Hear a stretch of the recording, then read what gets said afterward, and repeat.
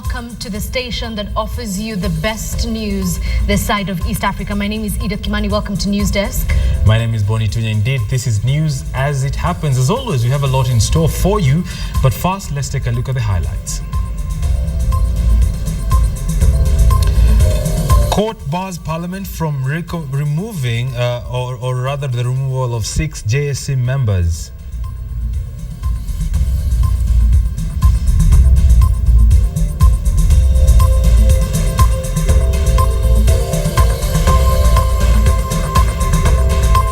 Cabinet Secretary walking a tightrope as House set to decide her fate.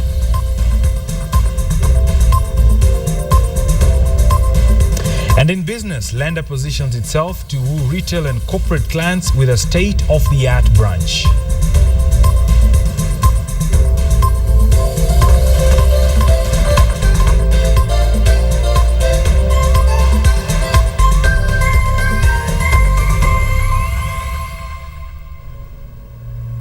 Let's kickstart this program with news from the High Court, where the High Court Judge, Justice George Odunga, has warned Parliament against disobeying court orders.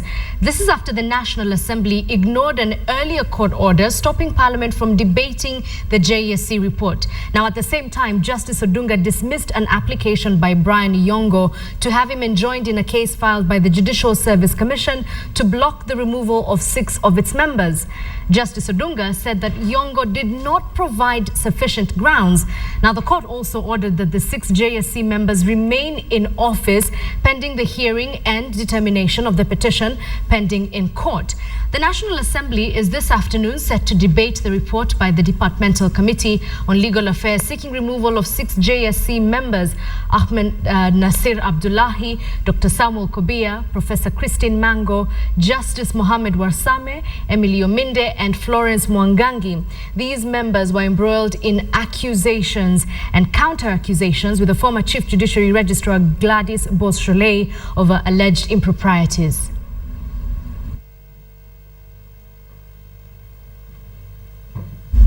Let's go to Parliament now. The National Assembly this afternoon makes a decision to either reverse Lands Cabinet Secretary Charity Ngilu's appointment into the Lands Ministry. Now, the debate on the report by the Joint Lands Committee and the Committee on Delegated Legislation indicating Ngilu of flouting, or rather indicting Ngilu of flouting laws in making unilateral appointments resumes this afternoon.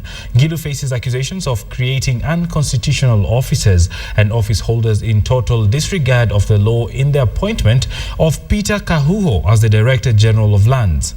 This despite objections from the National Lands Commissions and the National Lands Commission and the National Assembly. Now, members of Parliament vowed everyone should act within the confines of law.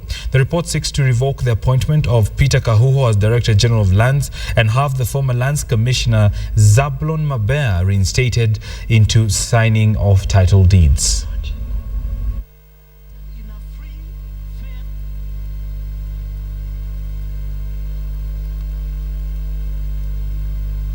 Back, there's a journalist who's following that story for KTN at the Parliament this afternoon, and we'll be on top of that story as and when it unfolds. But Edith? Right, now every Tuesday, Betty Kialo brings you a segment known as How Things Work, and she's brought you pretty much everything from how beer is made to how the ferries work. And last Tuesday, which was last evening, she taught you how iron sheets are made. And if you missed it, you're in luck, because here's a rerun of How Things Work with Betty Kialo.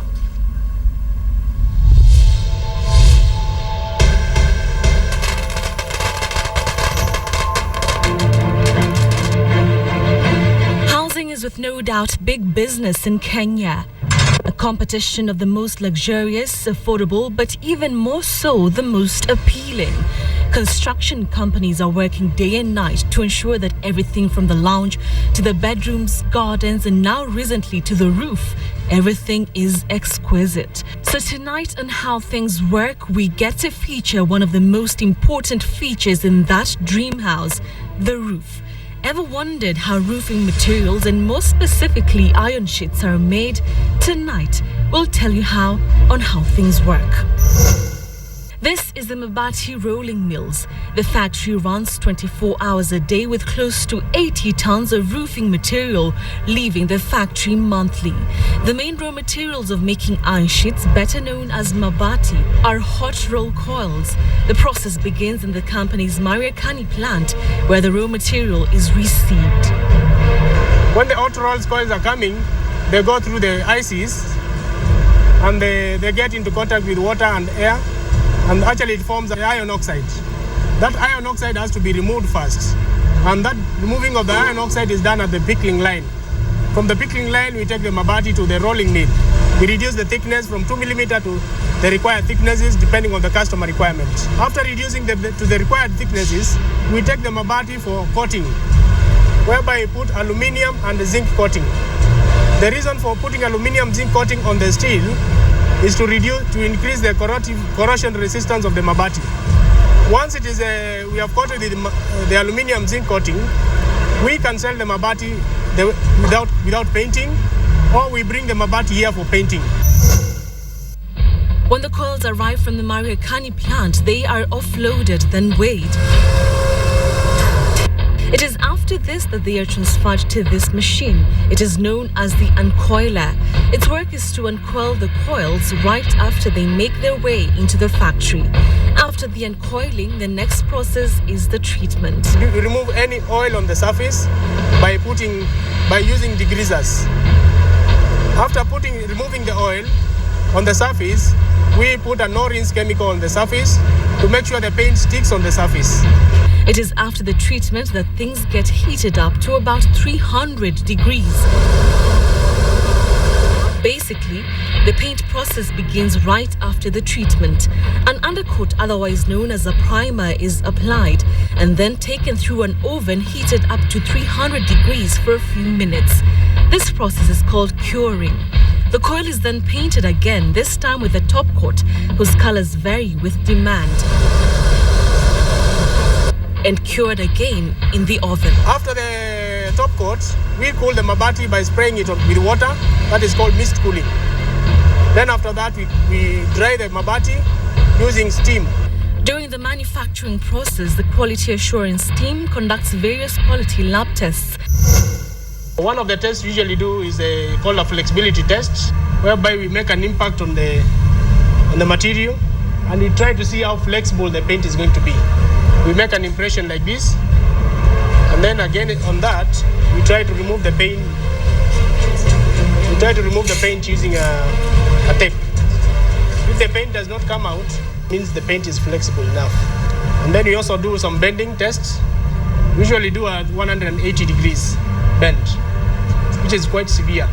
So if it passes this one and the paint does not come out, it means the paint is quite firm on the surface. If approved, the coils can either be packed for export to other countries or come to this part of the factory. This is known as a profiling area.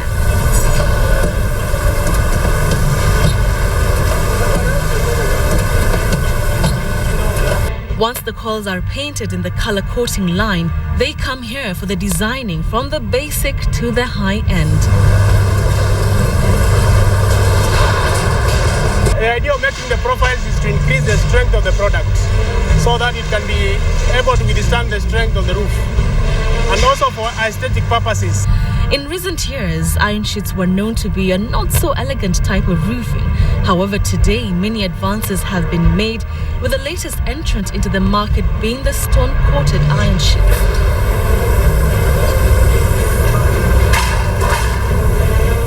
It is after the profiling that the iron sheets are packed and dispatched into the market for sale and then on the roof of your home.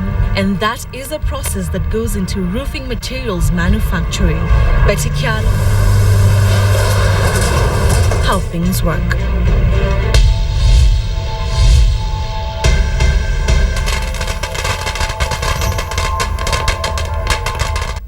Well, now you know. Elsewhere, a British court has prevented Barclays Bank from cutting off service to a Somali money transfer company, Judicial. Now, the court handed down its judgment granting an interim injunction, which has affected the preserving Dahabshil's banking arrangement with Barclays Bank until the conclusion of a full trial. The court has also awarded Dahabshil the cost of seeking the injunction.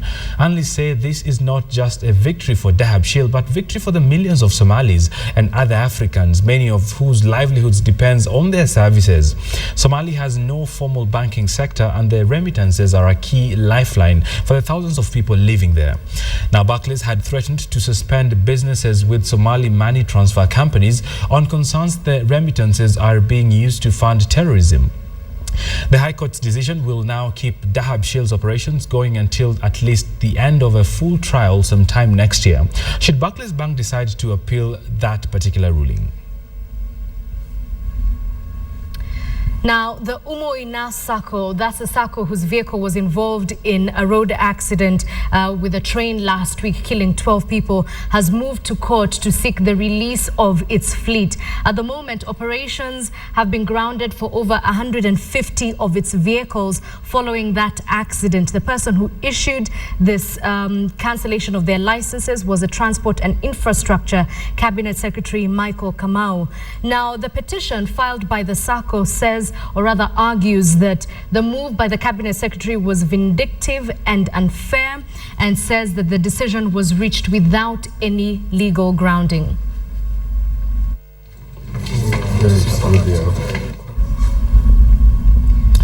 Right, a police officer was shot dead by unknown people last night in Kisauni area of Mombasa. The suspects who were riding a motorcycle shot the plainclothes police officer on the head and then on his back, then sped off. According to the Kisauni OCPD Julius Wanjohi, the motive behind the killing is yet unknown. Just 3 days ago, an administration police officer was attacked by unknown people and was severely injured in the same Kisauni area. The officer was rescued by police officers who found him lying on the road. Current incidents of insecurity in Mombasa have not spared even religious leaders, some of whom have been shot and killed right inside their churches. Leaders say they are very worried as law enforcers are being targeted. Yes, last week somebody was shot within this area. Well, it's that is coming out of hand, but we are trying our best to bring it to normal.